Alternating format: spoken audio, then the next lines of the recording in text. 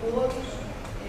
Vamos dar início à segunda mesa do nosso congresso e eu queria dizer da minha satisfação de presidir essa mesa, porque eu também, apesar de não ser ficcionista, também me interesso por esse resgate de obras, não é? Que ficaram esquecidas, esse rio subterrâneo que é a produção fantástica brasileira, não é? Que durante muito tempo, por razões que nós todos conhecemos, ficou, não é? Essa produção ficou meio esquecida, né? Então esse trabalho de resgate dessa produção é um trabalho que para mim é particularmente caro, né? Bem, hoje nós teríamos também o Bruno Anselmo Matangano, né? Mas infelizmente por razões familiares sérias ele ficou impedido de comparecer, né? Então nós vamos ter o Enéas Tavares, que eu vou apresentar rapidamente, né? Um pesquisador, professor do Departamento de Letras, né, da Universidade Federal de Santa Maria, no Rio Grande do Sul, né? Lançou o seu primeiro livro em 2014, Lição de Anatomia do Terrível Doutor Luizon, né? Que é o primeiro volume da série brasiliana Steampunk, né? Que deve conter 5 obras. Não sei se já adiantou esse projeto, né? Bom, esse foi um romance ganhador do Prêmio Fantasy, da Casa da Palavra, velha, né? Em 2017, junto com Poderzoni e Nicholson Ritter, publicou o romance Alcova da Morte, primeiro volume da série de ficção científica e fantasia Guanabara Real.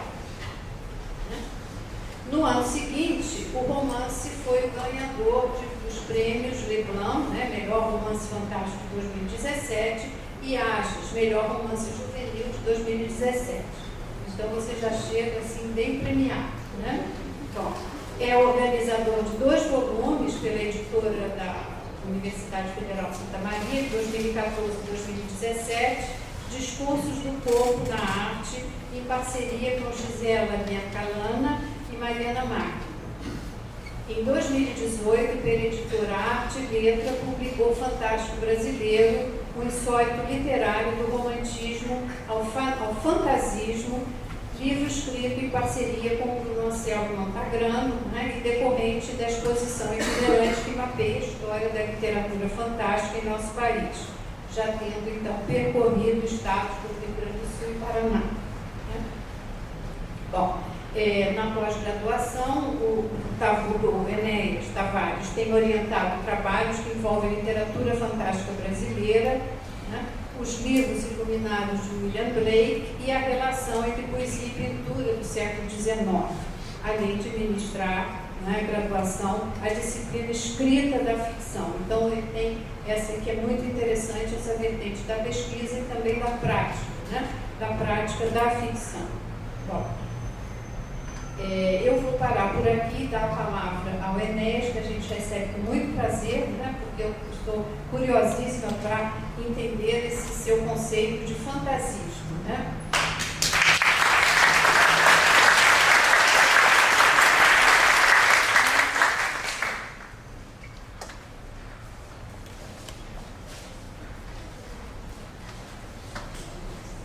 Só dar o tempo aqui. A dimensão de professor está sempre preocupado com os minutos e os segundos, né, que disponibilizaram a minha fala, especialmente para que a gente possa conversar depois, e também para não atrasar as outras atividades. Antes de começar propriamente, a minha fala que não vai ultrapassar 25 minutos, eu gostaria de agradecer especialmente, né, aos professores aqui da UERJ, ao grupo integrado por vários pesquisadores, mas especialmente pelo professor Flávio Garcia.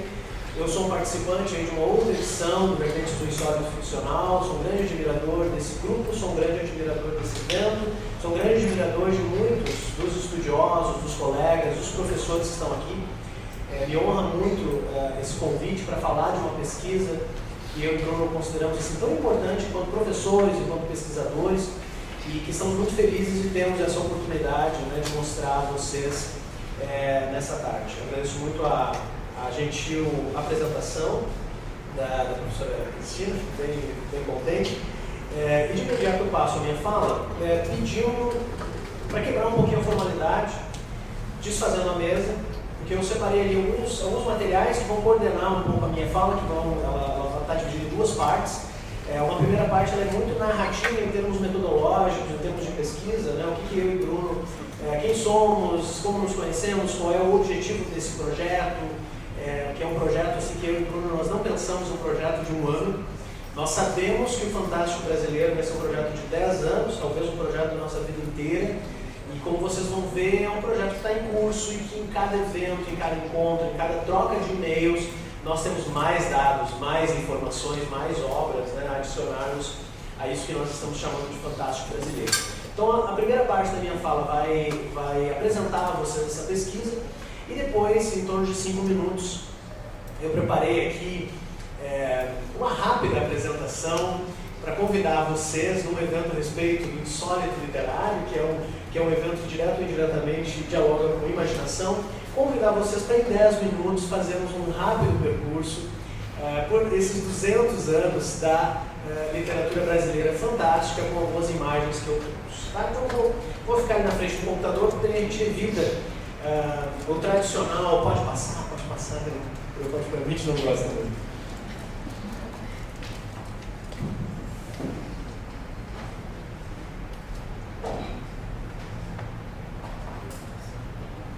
Eu já peço desculpas à professora Cristina por ficar de costas.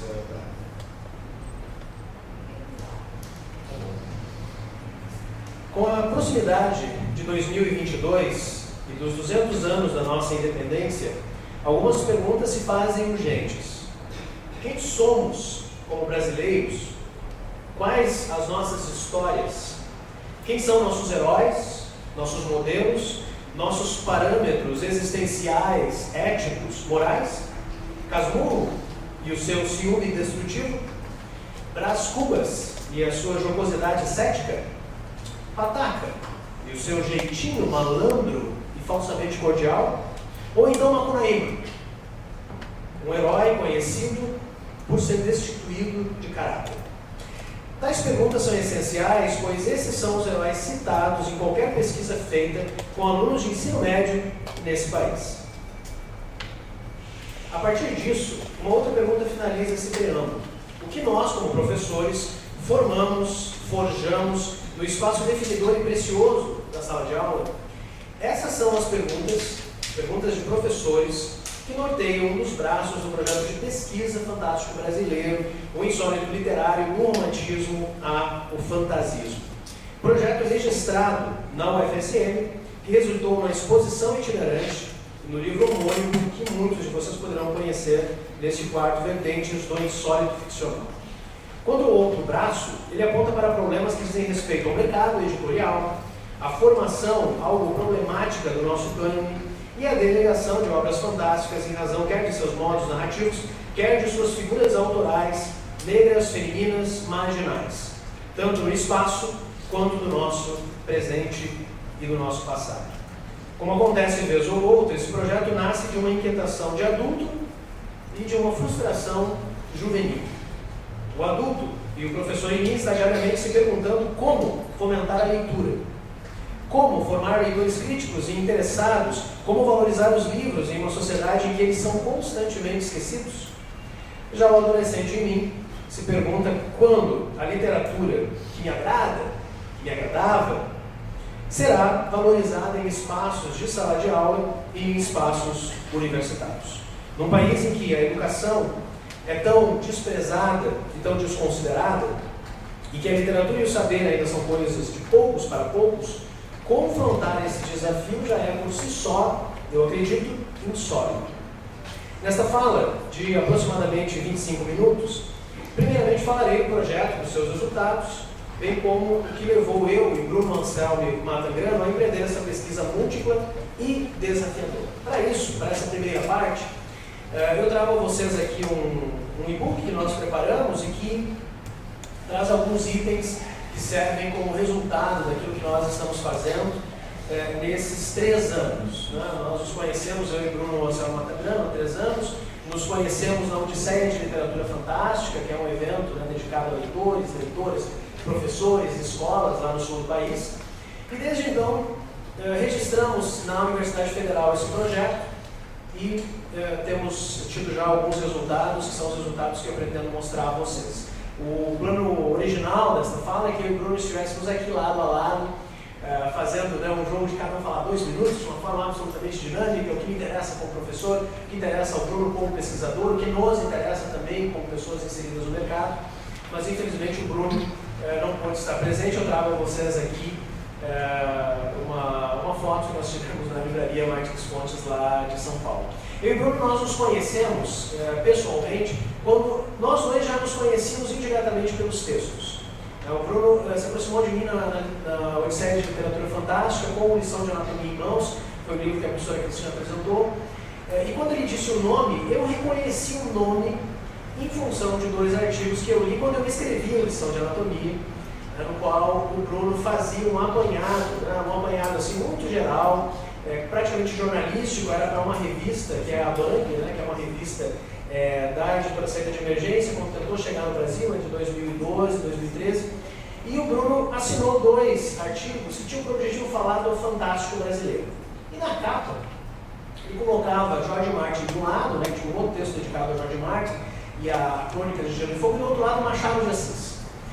E aqueles artigos me chamaram a atenção porque Lição de Anatomia é basicamente sobre isso, é uma liga extraordinária com heróis da literatura brasileira, e ao escrever esse romance, eu estava indo buscar personagens do século XIX, no meio público, com o qual eu poderia, né, criar essa liga de aventureiros, né, em um Brasil retrofuturista. Então, num primeiro momento, eu e o Bruno ficamos amigos. Eu acho que as grandes pesquisas elas nascem de interesses mútuos, de figurinhas que trocamos. Depois de 5 minutos, eu e o Bruno estávamos falando sobre Annie Rice, né, que é uma figura que eu já troquei com o Cido, que eu já troquei com o Cláudio, com outros pesquisadores aqui presentes, quando nós decidimos registrar inicialmente um projeto de pesquisa e extensão na Universidade Federal de Santa Maria, que tinha inicialmente, né, o título O Insólito Literário do Romantismo à Contemporaneidade. O objetivo desse projeto era fazer um mapeamento bem numérico, quantitativo no primeiro momento, e eu acredito que o Fantástico Brasileiro ainda esteja nessa fase, ainda está numa fase de levantamento quantitativo. Quem são os autores? Quem são as autoras, quais são as obras que foram publicadas, que foram laureadas, que foram divulgadas, que foram estudadas, que foram esquecidas no decorrer desses 200 anos daquilo que nós consideramos o fantástico brasileiro. Esse projeto ele avançou quando nós recebemos um convite do Departamento de Difusão Cultural da Universidade Federal do Rio Grande do Sul, que é o UDDC, para, no início de 2017, apresentar uma exposição em um evento que nós fizemos dedicado ao profissional do livro, né? Cada um dos professores aqui presentes tem as suas bandeiras, né? Uma das bandeiras que eu hasteio na Federal de Santa Maria é a proximidade daquilo que nós fazemos em cursos de letras do mercado editorial. Então, os nossos alunos, muitos deles, né, querem ser professores e outros não. Outros fazem letras porque querem traduzir livros, editar livros. Então a gente faz vários encontros e eventos para chamar editores e tradutores para discutirmos, né, oportunidades de trabalho para os nossos alunos egressos. Num desses eventos que nós fizemos em parceria com o DDC, a Cláudia Betcher fez o convite de que nós preparássemos uma exposição a respeito dessa pesquisa que ficaria no hall da reitoria da URGS, no prédio central. Eu e Bruno Matamiano tivemos em torno de 3 meses para preparar o texto de 23 painéis. Desses 23 painéis, 20 painéis estão aqui na exposição que muitos de vocês vão poder visitar no decorrer dos vertentes do insólito ficcional. Esses painéis, eles fazem um primeiro mapeamento em 3 grandes blocos. No primeiro bloco, no século XIX, quais são os autores, canônicos ou não, que compreendem, desde o romantismo, passando pelo naturalismo, realismo, até o nosso simbolismo ou decadentismo, obras que não necessariamente trabalham com a noção de fantástico, né, que muitos de nós aqui já discutimos e debatemos, né, mas que apresentam elementos do insólito. E é por isso que o insólito ficcional ele entra aqui como conceito, como um termo-chave, né, para a gente entender. Desde histórias que lidam com o folclore, como o Inglês de Souza, por exemplo, né, e os seus contos amazônicos, até obras canônicas e tradicionais, como Memórias Póstumas de Brás Cubas, em que nós temos, né, um autor defunto que abre a narrativa dedicando aos vermes, né, que estão a devorar as suas carnes, tudo que vem depois, né, enquanto essas revelações, né, de memória. Nesse primeiro bloco da exposição, que compreende os 3 primeiros painéis, nós temos então um mapeamento do que nós encontramos no século XIX como autores de insólito, trabalhando também com autores que não são muito conhecidos, ou com autores que foram apagados, né, da nossa historiografia tradicional, como Emília de Freitas, A Rainha do Guinoto, né, que é uma obra aí que tem poucas edições e que apresenta, né, essa ilha, uma obra publicada no final do século XIX, né, o imaginário de uma ilha povoada por mulheres, dialogando, né, com várias crenças, com vários mitos, com várias lendas do seu período, e que é uma obra contemporânea, por exemplo, aquilo que o Inglês de Souza está fazendo, né, com Contos Amazônicos, ou com aquilo que o Coelho Neto faz com o Esfinge. O segundo bloco, ele é um bloco que apresenta 8 painéis, e esses 8 painéis são dedicados ao século XX. Então nós temos desde os modernistas mais ao sul, como o nosso Mário de Andrade, o seu Macunaíma, até o Érico Veríssimo e o seu Incidente em Antares, até os modernistas mais ao norte, mapeando os contos fantásticos de Guimarães Rosa, ou até mesmo as obras de cordel, né, toda a nossa tradição de poesia oral, que muitas vezes é deixada de lado, né, nos cursos mais tradicionais. Além disso, nós temos um painel nesse segundo bloco dedicado ao século XX, dedicado ao horror na primeira metade do século, a obras voltadas para o público infantil e juvenil.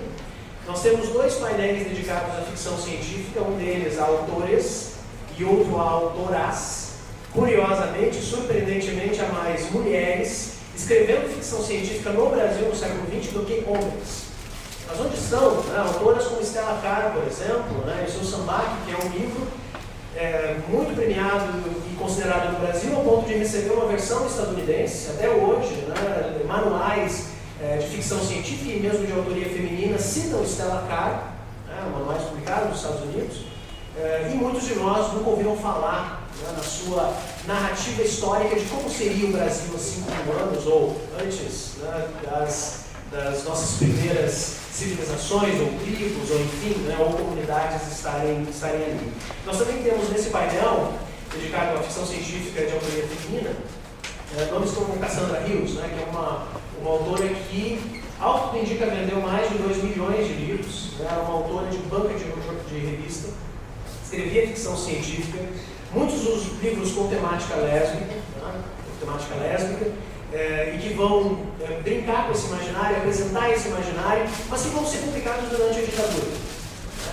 Então, é um elemento interessante da nossa pesquisa, porque é perceber como a ficção científica e a fantasia são produzidas nesses momentos, né, em que a liberdade é cerceada, e onde a máscara da ficção científica e da fantasia serve um pouco para escapar, né, daqueles que censuram, daqueles que proíbem essas obras. Além disso, nós temos a literatura produzida na década de 1990, né, entre outros exemplos que constituem, né, o nosso século XX. A exposição termina com o último bloco que mapeia, né, a contemporaneidade, que são os autores do século XXI.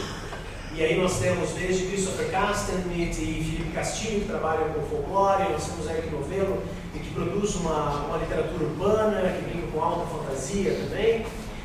Nós temos nomes como Bárbara Moraes, né, de Brasília, que é uma jovem autora que produz ficção científica distópica, além de outros autores, né, que são importantes e fundamentais para o nosso século XXI. Um deles, né, o Roberto de Souza Caruso, que além de ser, né, um escritor muito importante para a nossa história da literatura fantástica no Brasil, é um nome muito importante também enquanto um pesquisador, um dos primeiros pesquisadores a pensar, estudar, analisar, né, a nossa literatura fantástica. Quando nós montamos a exposição, nós começamos a entrar em contato com algumas instituições para levar a exposição para que ela tivesse outras temporadas. Então nós tivemos várias temporadas em Porto Alegre, primeiramente no Hall da Vigoria, depois no Campus do Vale, na PUC do Rio Grande do Sul, uma ação organizada pelo Gustavo Chexter, que é um colega que está aqui conosco também, além da UTFPR de Curitiba, e agora na UERJ, entre outras instituições, né, das quais nós queremos levar a exposição. Quando nós levamos a exposição, nós levamos também seminários, rodas de conversa, possibilidades de que a gente possa conversar com o grande público, né, a respeito desse tipo de literatura, olha a expressão, é esse tipo de literatura que muitos dos nossos professores, dos nossos leitores desconhecem. Como assim literatura fantástica brasileira existe? E a exposição ela demonstra que sim. E ela demonstra que ela não só existe, como ela existe há muito tempo, enquanto uma literatura que dialoga com a ideia de insólito, como uma literatura que está, pouco a pouco, modificando o nosso cenário editorial contemporâneo. E aqui eu faço um rápido adendo, para responder especificamente a introdução da professora Maria Cristina Batalha, no que diz respeito ao fantasismo. Esse é um termo cunhado pelo Bruno Anselmo Nathaniano. O Bruno tem uma pesquisa que trata de movimentos literários. Às vezes nós achamos que o movimento literário ele é algo a priori, algo que a crítica, depois de uma determinada ocorrência estética literária, a crítica vai nomear. O Bruno discorda disso, uma vez que há vários movimentos literários que eles são nomeados muitas vezes pelos próprios artistas, pelos próprios autores, pelos próprios críticos, pelos próprios divulgadores. Um exemplo disso é o romantismo, por exemplo, o próprio modernismo, que nós tivemos aqui no Brasil, e agora aquilo que o Bruno entende por fantasismo e que nós desenvolvemos na nossa pesquisa do Fantástico Brasileiro. Hoje, quando nós vamos numa Bienal do Livro, quando nós vamos numa grande feira literária, quando nós visitamos editoras pequenas, médias e grandes, quando nós conversamos com pesquisadores num evento acadêmico como esse, nós percebemos que algo está acontecendo. Uma alteração na nossa sensibilidade, uma alteração na forma como nós observamos esse tipo de literatura. Além de autores engajados em organizar eventos, propor a editoras obras, editoras que mais e mais têm criado seus selos fantásticos, se é que esses não existem. Há 20 anos atrás, a literatura fantástica era algo relacionado ao nicho de uma editora de pequeno porte. Hoje nós temos grandes grupos editoriais, como o Grupo Editorial Record, Companhia das Letras, a própria Lei, a Casa da Palavra, a Coco, entre outros grupos editoriais que têm os seus selos fantásticos e que muitas vezes vai para uma Bienal ou para eventos maiores confiando nesses selos fantásticos. Por quê? Porque são esses selos fantásticos que levam para os estandes jovens, que levam turmas, que levam escolas. Qualquer Bienal nos últimos 10 anos que trouxe um autor ou uma autora de literatura fantástica recebeu um determinado retorno do seu público. Na maioria dos casos, um público que os brasileiros típicos dizem que não leem. Os jovens não gostam de ler, os jovens têm problema com a literatura. E a literatura fantástica, nesse aspecto, consegue comprovar o quanto os jovens leem, e não só leem, como eles são engajados. O jovem, quando descobre um livro, quando descobre uma autora, ele não só lê, devora, vai procurar informações fora, muitas vezes em redes sociais, em páginas oficiais, como ele também vai indicar aos amigos. Algo que muitas vezes nós, como professores, não conseguimos. O Fantástico Brasileiro, ele também dialoga com essa sensibilidade que está acontecendo em várias partes do nosso país, não é um movimento só de Rio, São Paulo, Paraná e Rio Grande do Sul. Nós temos em todos os estados brasileiros esse esforço em produzir literatura fantástica e em dialogar com esses diferentes públicos. O nosso projeto de pesquisa inicial, que resultou numa exposição de 20 mil palavras aproximadamente, eu e o Bruno tivemos que suar a camiseta para montar painéis que tivessem no máximo 800 palavras, e mesmo assim são painéis que exigem demanda leitura. Nós recebemos do Thiago Tizot, que é o editor da Arte e Letra, o convite para transformar o Fantástico Brasileiro no livro. E aí, como livro, nós conseguimos não só pegar a versão editada e cortada da exposição, como ampliar. A exposição tem quase 20 mil palavras, o livro tem mais de 120 mil palavras. Se a exposição tem mais de 80 autores e autoras, o livro cita mais de 200 autores e autoras, entre dezenas e dezenas de obras que dialogam com esse insólito literário. Além disso, o livro ele tem expansões que nós não conseguimos produzir para a exposição por razões de tempo. Que expansões são essas? O livro tem um novo capítulo dedicado ao que nós chamamos de nova ficção pulp, ou a nova ficção de polpa, e o horror contemporâneo. Ele tem um capítulo dedicado ao fantástico para crianças, ele tem um capítulo dedicado a distopias e um capítulo dedicado ao imaginário africano, que traz autores como Reginaldo Brandi, Cirilo Lemos, Fábio Cabral, Carolina Cunha, entre outros autores e autoras que que estão usando o imaginário africano para produzir não só histórias de fantasia, como recuperações do nosso folclore também. Esse livro ele é especial por uma série de razões. Eu e o Bruno, nós não acreditamos, né? Acho que a fala do professor Flávio foi muito feliz, nós não acreditamos que esse livro é uma finalização, uma conclusão de qualquer coisa. Ele é, antes disso, um pequeno esforço, um pequeno produto ou resultado, né, desses primeiros 3 anos de pesquisa. Eu e o Bruno pensamos que a cada 5 anos nós vamos ter novas edições do Fantástico Brasileiro, com a ajuda, né, dos pesquisadores, dos autores, dos professores de diferentes países e diferentes estados, que voltam e meia ao saber do livro, né, especialmente no Brasil, nos mandam sugestões de obras e também sugestões para próximos esforços. Ele também é especial por ter sido prefaciado pelo professor Flávio, pós-faciado, né, pelo Roberto de Souza Causo, que muito nos honra, e também porque ele é um livro teórico crítico, que além de ter um índice onomástico, né, essa era o primeiro pedido que eu tinha feito para o Thiago e também para o Bruno, né, porque eu gosto de livros com índice onomástico, porque ele facilita a pesquisa, você vai direto, né, aos capítulos e às obras, né, que você precisa. Além de ter um índice onomástico, eu havia sugerido ao Bruno que nós tivéssemos também ilustrações. Porque a informação visual, né, que muitas vezes é tão importante, né, para os nossos alunos, e é tão importante, enfim, para fortalecer o aprendizado e para ampliar também aquilo que nós observamos, aquilo que nós lemos, poderia ser algo, né, que fomentaria a leitura. Eu vou colocar aqui na tela cheia, vamos ver se eu consigo. Eu vou pedir o suporte técnico.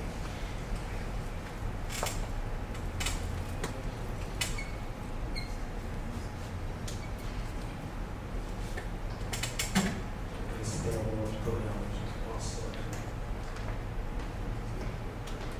Aqui.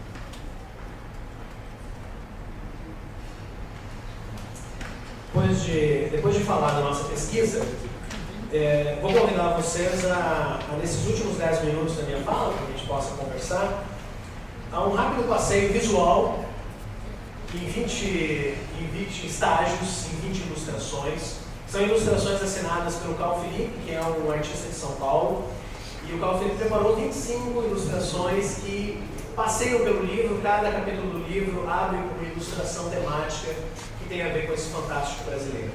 Então, para responder pontualmente a perguntas a respeito de o que é o fantástico brasileiro e o que é o fantasismo, eu proponho aqui 200 anos de fantástico brasileiro em poucos minutos. E para isso eu preparei aqui um rápido texto. Tudo começou numa fria noite de inverno de 1855, com 5 amigos reunidos numa mal iluminada taberna, contando histórias de horror, maldição e amores odientos, enquanto o sono, ou a morte, ou o diabo não surgem.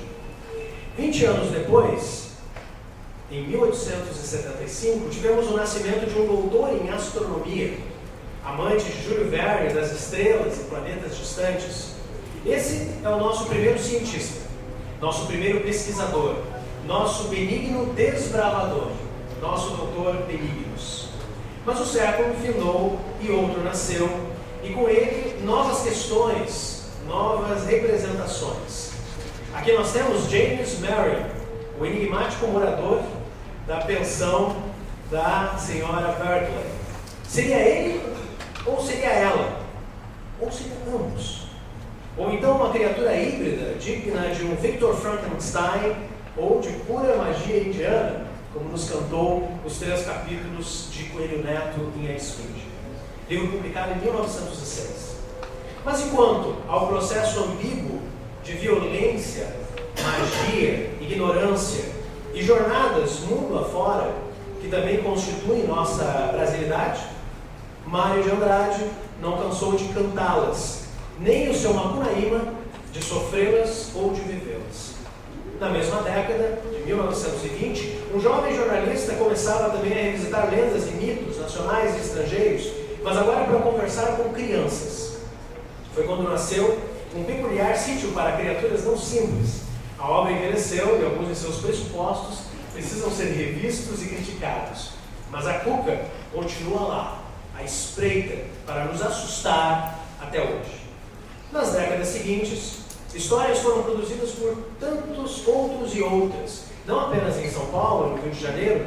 No Norte, cordelistas usaram sua arte, sua poesia, sua sonoridade para cantar histórias várias sobre heróis, crises e eventos. No Sul, o autor usaria sua pena para propor a hipótese de 7 defuntos que voltam para exigir seus direitos. Na iminência de uma greve geral na Antares de Érico Veríssimo, de uma greve de coveiros, quem será capaz de encarar os seus próprios mortos? Mesma pergunta foi feita por um dos maiores autores de horror e terror do Brasil, Humberto de Campos, ao propor um Édipo Tupiniquim, que depois de uma cirurgia oracular não suporta a visão real das coisas. Todos nós somos cadáveres que andam, comem, abraçam, amam. Será que conseguimos suportar essa verdade? Mas o fantástico brasileiro também tem mundos possíveis dentro do nosso mundo possível, do presente e do passado. Stella Caro uniu sua voz e de outras mulheres, como Júlia Lopes de Almeida, Emília de Freitas, Adalgisa Bittencourt, Dinácio Vieira de Queiroz e Cassandra Rios, para cogitar um Brasil diferente 5.000 anos no nosso passado. No mesmo ano de Sambaque, 1975, outra mulher, Lúcia Machado de Almeida, criou um mundo mágico habitado por borboletas humanas para falar de uma delicada heroína. A Tília tem uma asa defeituosa e não consegue voar tão longe quanto as outras. O que seria mais forte nela? Sua limitação física, social, existencial, ou sua capacidade de voar para longe, de sonhar mais longe, além das convenções tradicionais? No final do século, do milênio, ou do mundo, surgem vozes proféticas, mutantes e iluminadas, como a de Santa Clara Poltergeist, de Fausto Fawcett, quando putas viram profetas, e o Apocalipse não é apenas uma certeza. Seria uma ambígua bênção profana? Mas no Brasil não vivem apenas profetas marginais, musas de esgoto e dos líquidos radioativos, das ondas de rádio, do pensamento e do movimento. Temos também vampiras, como a Kaori de Julia Moon. Monstros famintos de sangue, não só. Monstros famintos de beleza, de poesia, de luta, de vida. Esses são os nossos heróis malditos e benditos, bem escritos no início do novo milênio. Nesta festa estranha, com gente bem esquisita e também adorável, há também espaço para o pulp, ou para a ficção de polpa, para o gore, para os monstros clássicos, revisitados como nos convida o anfitrião de Duda Falcão, inspirado pelas obras de Rubens Luquete. Nesse novo milênio, os fantasistas têm cogitado o futuro e o passado, seja em ficções distópicas, como a de Anômalos, de Bárbara Moraes, ficção que cada vez mais se torna uma terrível realidade. Seja em mundos retrofuturistas, que revisitam o passado para entender o ontem, para valorizar as histórias e as cidades que constituem nosso patrimônio, o patrimônio de cada um de nós. Apesar de punks, são histórias de heróis, heroínas e de monstros. Mas não é apenas o futuro e o passado que estão sendo reinventados e revisitados no fantástico brasileiro. Falando em amores, podemos até não ter uma São Paulo que nós conhecemos, mas uma liberdade que desejamos, um mundo possível em que musas, roqueiros e exorcistas dançam e lutam ao som de blues e paisagem no ar, como um dos romances mais elogiados dos últimos anos, que é O Exorcismo dos Amores, uma dose de blues, de Eric Novello. Ou então, podemos nos aventurar em mundos completamente distantes, no ontem, no agora, ou num amanhã que nunca virá, com altas fantasias, como o espadachim de carvão, cheio de espadachins, monstros e cavernas platônicas. Bem-vindos à Kurgala, mas tenham cuidado, porque o espadachim de carvão está à espreita. Mas e o nosso folclore? É só no sítio? Não, pois Anderson Coelho está em São Paulo, e com ele uma assombrosa organização liderada pelo sábio Saci. Contra a Dória e contra a história, eles tentarão fazer o bem, contando com monstros amigos e humanos assustadores. O mesmo se pode dizer do nosso imaginário africano, que a cada ano recebe mais histórias e mais heróis, como o Xumaré, o Reginaldo Grande, que para conter as atrozes tempestades do mundo, cria o arco-íris, que para fugir de Xangô se transmuta em serpente. E para finalizarmos, falando nas serpentes, encerramos com uma serpente que aperta no nosso coração, como em Síndrome de Quimera, de Max Malloy, que nos deixou em 2016 e a quem dedicamos esta fala e o nosso projeto como um todo. Como o Victor do romance, nosso peito está aflito, pois uma pequena cascavel nos aperta, aflige, ameaça. Quem é ela? A violência? A corrupção? A intolerância? A ignorância? Indiferente do monstro que nomeemos hoje, é mais do que urgente que criemos os nossos heróis, é mais do que urgente que continuemos a conhecer, a entender, a estudar e a recriar o nosso fantástico brasileiro. Muito obrigado. Parabéns, Enéas, foi brilhante a sua exposição. Poeticamente, você fez um passeio, né, por todos os motivos que inspiraram essa produção fantástica brasileira, num sentido bem amplo, né? Os mitos, o folclore, todos os nossos medos, as nossas histórias, né? De origens diversas, isso tudo vem povoar e tudo isso vira matéria literária, né? Então eu acho que você trouxe aí um panorama bem rico, eu acho que deve haver muita pergunta, né? Muita curiosidade. Eu gostaria só de começar por um, né? Porque uma das categorias que você delimitou foi o fantástico para criança, né? E não sei, toda a literatura infantil, né, ela já é uma literatura formada em seu sentido amplo, literatura, né, do maravilhoso, do fantástico. Então, o que seria uma literatura fantástica brasileira para a criança? Seria, por exemplo, uma adaptação do Monteiro Lobato, né, onde todos os mitos adaptados, ressignificados, né, voltado para o público infantil, ou você vê um outro tipo de especificidade, porque me parece assim, redundante, não a sua fala, mas a literatura infantil é uma literatura já de uma vertente, né, maravilhosa.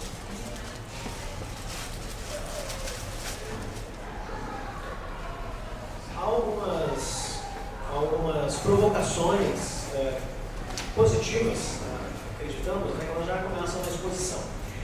Nós recebemos lá na PUC do Rio Grande do Sul, por parte da Daniela Invita, né, que é uma professora feminista e uma colega, escritora também, a crítica de que um dos problemas da representatividade feminina é justamente essa tendência de colocar sempre as mulheres à parte, né, sempre um grupo específico, né, para tratar da autoria feminina, da voz feminina, da representatividade feminina, e nós temos um painel que traz a provocação, né, porque mulheres também escrevem ficção científica, né, e a Nicole nos fez uma crítica muito positiva, assim, em termos de, olha, o ideal seria juntar esses dois painéis para não reforçar a separação, e a nossa resposta foi, bom, nós escolhemos assim justamente para chamar a atenção, não só para autoras e obras que não são trabalhadas, mas também para chamar a atenção daquele preconceito de, não, ficção científica, né, tradicional é uma coisa de homens para homens, tem todo um imaginário em que as mulheres sempre estão em perigo, as personagens femininas são frágeis, né, e sempre cabe ao herói masculino vencer. No caso desse título, o professor também vai nessa direção, especialmente porque eu e Bruno, nós ficamos assim, muito temerosos de adicionar. A exposição tem um painel no século XX, no século XXI não, no livro que daí entra, né, esse Fantástico Brasileiro para Crianças. Nós ficamos muito temerosos de acrescentar um capítulo para isso ou não, por várias razões também norteiam outras escolhas. Tem muitos autores, e muitas obras. Eu acho que a literatura infantil e juvenil no Brasil mereceria mapeamentos exclusivos. É muito difícil você dialogar até mesmo em termos de mercado, né? As próprias editoras são outras, os eventos são outros, é um outro tipo de sistema literário. Né? E eu e Bruno, na nossa ignorância, todo pesquisador é ignorante, em termos assim de você parte de um desconhecimento. A intenção de qualquer pesquisa é justamente tentar resolver esse desconhecimento. No nosso desconhecimento, nós estamos trabalhando com a noção de literatura infantil e juvenil, ou, em alguns momentos muito rápido, literatura infanto-juvenil, que é o que está nas livrarias, né? Que é o que perpassa aí, muitas vezes editais. Né? E aí nós mandamos esse capítulo, cientes de que ele poderia ter imperfeições, para o Christian David, que é uma pessoa muito importante na produção de obras infantis e juvenis, e de literatura fantástica. Ele está na exposição, ele está também no livro. Ele é o atual diretor do AGES, né, que é a Associação Gaúcha dos Escritores. E o Christian David, de uma forma muito delicada, disse assim: primeiro, se vocês puderem cortar definitivamente a expressão infanto-juvenil, cortem.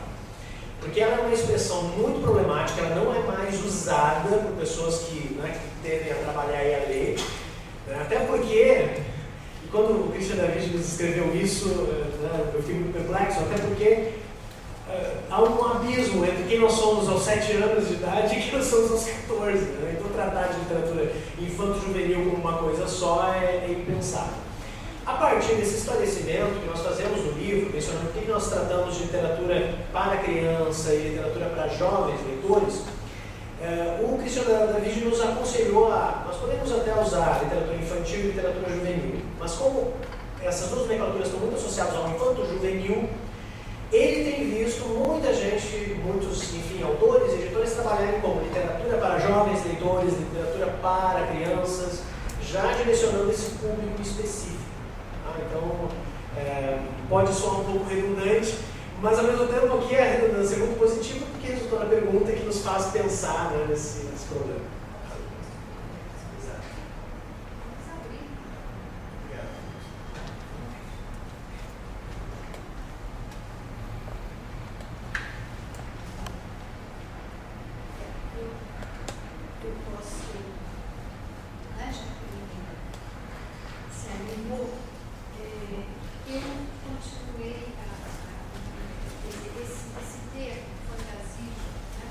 Continua me interpelando. Né? Eu não sei, quer dizer, não foi você que cunhou esse conceito, foi o Bruno, né? O Anselmo, mas eu poderia dizer que seria, vamos dizer, aproximadamente um sinônimo de literatura insólita, fantasismo, ou é outra coisa, tem um outro recorte que eu não tenho captado.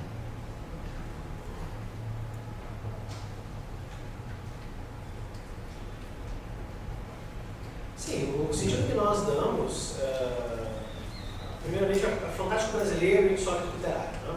São as duas expressões que estão no nosso projeto de pesquisa e estão no livro. Por que nós insistimos muito no fantástico brasileiro? Isso também foi um debate no Bruno, né, de ou nós só usamos fantástico brasileiro e aí nós dialogamos com o público leitor e o público editorial. Né? Nesse contexto você fala de fantástico brasileiro, todo mundo reconhece. Ou nós dialogamos com o público mais acadêmico, né, o público que somos nós, enquanto professores, pesquisadores, e que estão trabalhando com a ideia de insólito ficcional. Né? Por que não trabalhar com os dois termos? Enquanto assim, um projeto mais apelativo para chamar a atenção do público, e sim, tá? Esse é um dos nossos objetivos, né?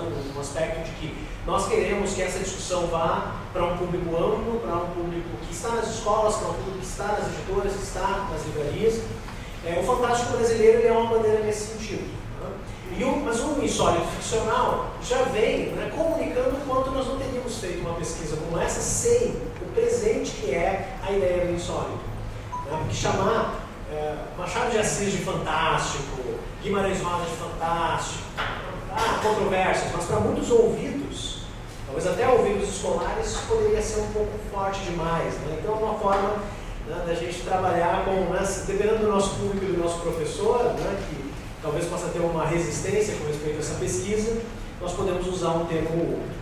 Agora, com respeito ao fantasismo, o que nós estamos defendendo, e que eu trago o nosso, porque é algo meu e do Bruno, da Carol Chiovato, do Eric Novello, do Felipe Castilho e outros, né, autores, também pesquisadores, nós pensamos num movimento literário mesmo. Né, o sentido de fantasismo é no sentido de romantismo, é no sentido de modernismo, né, de que há um conjunto de energias acontecendo no Brasil nesse momento, Nada parecido com um evento como esse acontecia há 20 anos, ou há 15 anos, ou há 10 anos. Nada como o movimento que nós vemos nas bienais, nos movimentos, nos eventos literários, nas livrarias, acontecia há 20 ou há 10 anos. Ou na internet, né? O livro ele também tem um apêndice especial a respeito do que é o impacto da internet, a utilização da internet, impacto não é uma palavra tão boa para falar de tecnologia, mas enfim, né? O que é o uso da internet para a divulgação de obras literárias, fantásticas ou não. Então o fantasismo ele vem nesse sentido de movimento literário. Eu comecei a minha pequena narrativa ali de 200 anos e 10 minutos, falando de 2022, tá? Que tudo dando certo, né? Em 2022 nós teremos a Semana da Arte Fantasista. Eu não sei se nós estaremos no Teatro Municipal, dentro ou fora, né? Mas algo acontecerá nesse 2022 para falar, né, do fantasismo e dessa nova forma de pensar a nossa literatura, né? Porque nos interessa muito essa aceitação da nossa brasilidade. Não é o fantástico estrangeiro que chega aqui e nós vamos aplaudir. Como por 200 anos e talvez mais aplaudimos a cultura estrangeira. Também tem um pouco de firmar o pé e olhar o fantasismo como uma percepção de literatura brasileira fantástica. Ou literatura brasileira visual. Pergunta. Dá para ouvir daí? Tá. Eu estava com dúvida também a respeito do termo. Porque, como tu falou agora sobre ele ser um movimento literário, né, como o romantismo, mas quando a gente estuda esses outros movimentos que já estão lá, como canônicos e tal, a gente olha para eles enquanto, digamos, um movimento social, um movimento que tem eventos, como tu disse, eventos como esse aqui, esse tipo de reação, mas a gente também olha para várias coisas lá no texto que a gente encontra em comum, digamos, as características no texto e também as características sociais. E eu não ficou claro para mim quais são as características que foram encontradas nessa nova geração que está se organizando também. É uma excelente pergunta e eu começo respondendo falando de um outro preconceito, né, com respeito à literatura fantástica e a modos narrativos como ficção científica, horror, que muitas vezes não entram em sala de aula, nas universidades, ou não entravam, né, porque há uma crítica com respeito à qualidade do texto. Não, porque a literatura popular, né, é muito comum a distinção não só entre alta e baixa literatura, ou alta e literatura popular, como a distinção entre literatura de um lado e literatura de entretenimento do outro. Então esse é um outro problema que a gente enfrenta ao tratar, né, de literatura fantástica ou literatura de insólito em qualquer contexto. Muitas vezes é esse problema que afasta os leitores do ensino médio da nossa literatura brasileira. Né? Ele está lá lendo o seu exemplar de literatura fantástica e de repente o professor diz, não, calma aí, isso aí na minha aula não, isso aí é literatura de menor qualidade, porque aqui nós trabalhamos com literatura de verdade. Então, tem todo um problema aí para a gente conseguir desconstruir isso, e o fantástico brasileiro é uma forma, né? Alguns professores têm usado a ideia, né, de um fantástico brasileiro para sim continuar trabalhando Machado de Assis, por exemplo, ou Aloysio de Azevedo, né? ou o próprio Coelho Neto, entre outros autores. Né? Mas a partir dessa ideia do insólito, em que você pode trabalhar o autor canônico, que o professor e a professora são obrigados a trabalhar em sala de aula, em função do programa, mas que muitas vezes, né, aquele texto específico não consegue impactar ao chegar até o aluno. Né? Aí chegamos na contemporaneidade e na tua pergunta. Qual é o elemento estilístico? Né? Qual é o elemento textual? Qual é o elemento temático que perpassa todas essas narrativas que nós estamos nomeando de fantasistas? Tá? O terceiro grupo, a terceira parte da nossa exposição é século XXI, com autores que estão produzindo alta fantasia, com autores que estão produzindo literatura pulp, cyberpunk, steampunk, literatura distópica, né, entre outros modos narrativos que nós encontramos aqui, que conecta todos esses autores. De forma direta, brasilidade. E aqui não vou cair não são autores brasileiros. Isso também, são autores brasileiros produzindo, né, o mesmo tipo de literatura. Mas eu não preciso usar esse argumento. Muitos desses autores brasileiros estão usando cenários brasileiros, temáticas brasileiras, situações que dizem respeito, né, ao nosso próprio ambiente, à nossa própria ambientação. Né? Uso como exemplo o legado folclórico do Felipe Castilho e o Exorcismo dos Amores e uma Dose de Blues, do Eric Novell. Autores paulistanos, esses dois romances, um voltado para um público jovem, o outro para um público jovem adulto, que é uma outra faixa etária. Esses dois romances são ambientados em São Paulo, né? Mas enquanto as aventuras do Anderson Coelho são uma São Paulo que a gente reconhece, nomeada de São Paulo, com as suas avenidas, os seus bairros específicos, o Eric cria uma São Paulo imaginária, uma São Paulo alternativa que não tem, né, na sua linha histórica, ele produz assim, uma história alternativa que nós não temos no Brasil um centramento tão grande, né, de uma tradição judaico-cristã. Como é que São Paulo se chamaria se nós não tivéssemos um santo para nomeá-lo? Né? Ou como é que nós poderíamos chamar São Paulo, né, de acordo com a nossa imaginação, com as nossas ideias? E o Eric responde do seguinte modo: libertar.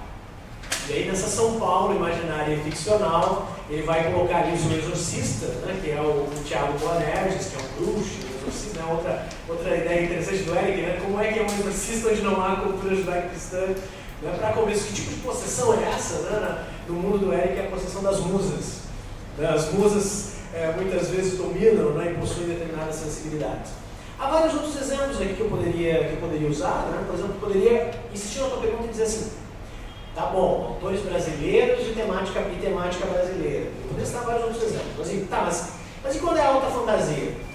Porque a alta fantasia, a ideia é você criar um mundo, né? E aí nós temos um outro exemplo, que também é bem importante para nós, que é a Ordem Vermelha, né? Do mesmo Felipe, só que é um outro tipo de romance. Ele cria um mundo como uma Terra-média, ou como a Terra lá do George Martin, né? Que ele vai chamar de Luterac, que é onde fica essa cidade, né? É um planeta desértico, um planeta desolado, um mundo desolado, tem uma cidade, né? onde há uma deusa, né? E ela domina com o punho de ferro, né? Aqueles que estão sob o seu comando. Quando perguntaram para o Felipe a Ordem Vermelha, só o título ele já... tá? Como é que você definiria a Ordem Vermelha, Felipe Castilho? E aí a resposta do Castilho é ótima, né? Porque ele diz assim: transporte na cidade de Deus. Tá? Porque nós temos heróis. O Sr. Júlio França deu risada ali, mas é um bom mote, né? Quem se gosta do Billy Doyle, né? A referência a transporte é excelente. O enredo da Ordem Vermelha é um grupo, né, de pessoas que vivem em condições de miserabilidade, tá? Em condições paupérrimas, que se unem para enfrentar ou confrontar esse poder instituído na figura dessa deusa, né? Que domina a outra. Então, assim, é alta fantasia, não tem São Paulo, Rio de Janeiro, Porto Alegre, né, Salvador, porque é a cidade assim nomeada, mas todo o imaginário desse livro é um imaginário que dialoga diretamente com o que nós estamos pensando e vivenciando no nosso país desde sempre, ou se não desde sempre nos últimos anos. Então, assim, indiferente de ser horror, ficção pulp, gore, steampunk, ou alta fantasia produzida no Brasil, há essa preocupação, né, de produzir uma literatura que, pela temática e também pelo estilo, esses três exemplos que eu citei, do ponto de vista do estilo, eles são inquestionáveis, né, é uma literatura boa de ler, é uma literatura fluida, é uma literatura que se preocupa com o campo semântico, né, com todos aqueles mapeamentos de advérbios e adjetivos que nós, como professores de letras, adoramos fazer, né, tudo isso nós encontramos ali, e por isso todas elas compreendem esse único movimento literário que é o fantasismo.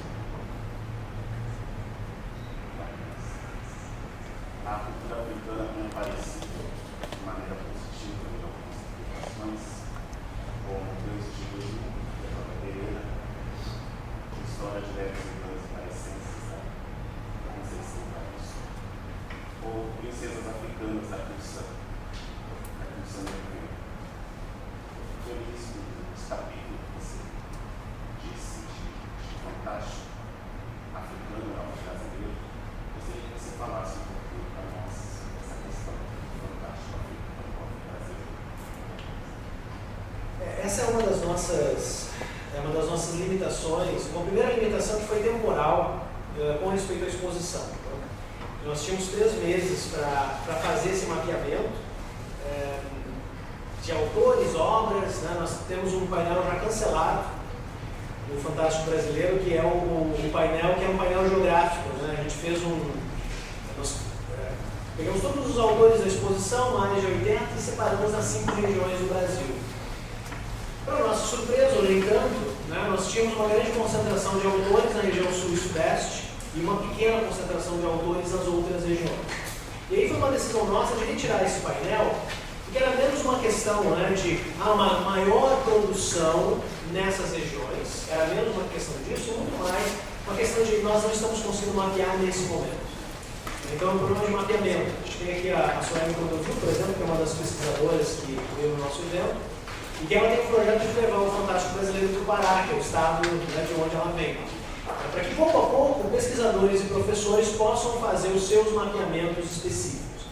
Na nossa exposição, nós já tínhamos citado o Cirilo Lemos, que é um autor de São Paulo, que é um autor que publica ficção científica, com alguns elementos retrofuturistas, né? E que tem um dos romances que é mais elogiado nos últimos tempos, que é o Extermínio, né? Que é um romance que brinca com uma ideia de distopia, né? de problemas étnicos, sociais, em que há representatividade não apenas pela voz e pela autoria, mas também pelas personagens. Né? No capítulo dedicado ao imaginário africano, o que nós buscamos foi não só autores negros e autoras negras, mas autores que dialogam com esse imaginário nas suas obras, na forma como os seus personagens eles são apresentados ali. Uma delas, por exemplo, é a Carolina Cunha, que é uma autora que escreve para crianças, né, que tem um romance chamado Iemanjá, além de outras obras que, não vou dizer que revisitam, revisam ou atualizam, né, outros mitos, mas que releem e recriam esses mitos.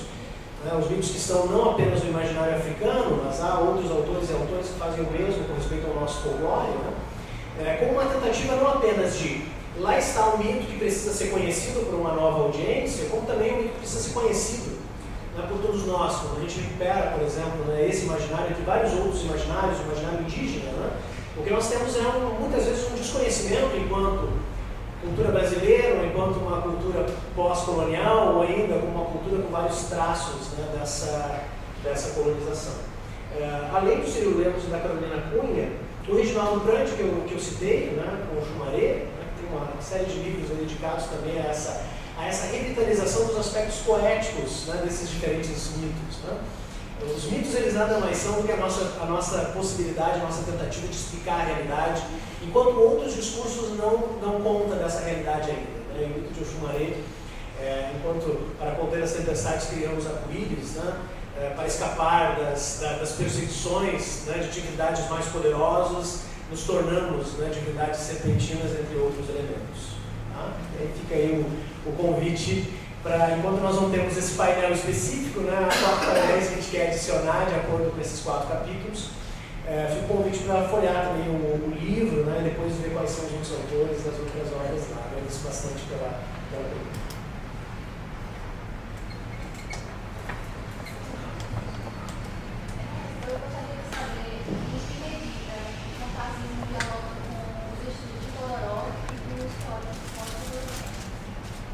Como? Não. Eu queria saber em que medida o movimento dialoga com os estudos de Todorov e dos teóricos fora. Sim.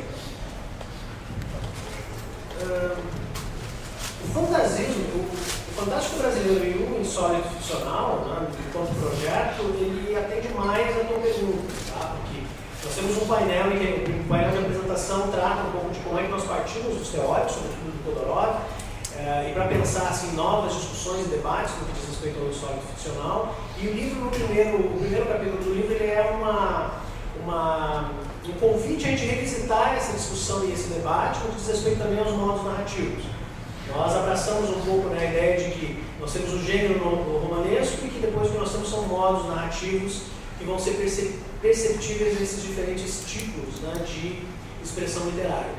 O fantasismo, como nós tratamos dele, nós tratamos mais enquanto assim, um movimento e uma ação de professores, de escritores, de editores, tradutores, editoras, críticos, comentaristas, né, em que a questão teórica em si ela não tem um relevo tão grande, né, pelo menos para essa discussão a respeito do fantasismo.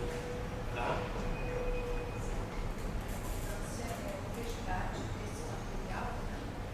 a importância é o resgate de todo esse material, né?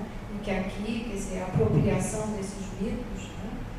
Dessa tradição, ressignificados, né? A cada vez, né? E aí eu lembro de um trabalho muito interessante do Braulio Tavares, né? 7 monstros brasileiros, em que cada ponto ele faz, né?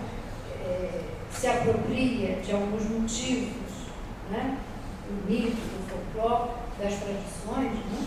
E recria, funde esses mitos, ressignificando um novo contexto, né? É um trabalho bem interessante. Eu acho que a gente tem aqui um bom chão e o fantasismo, né?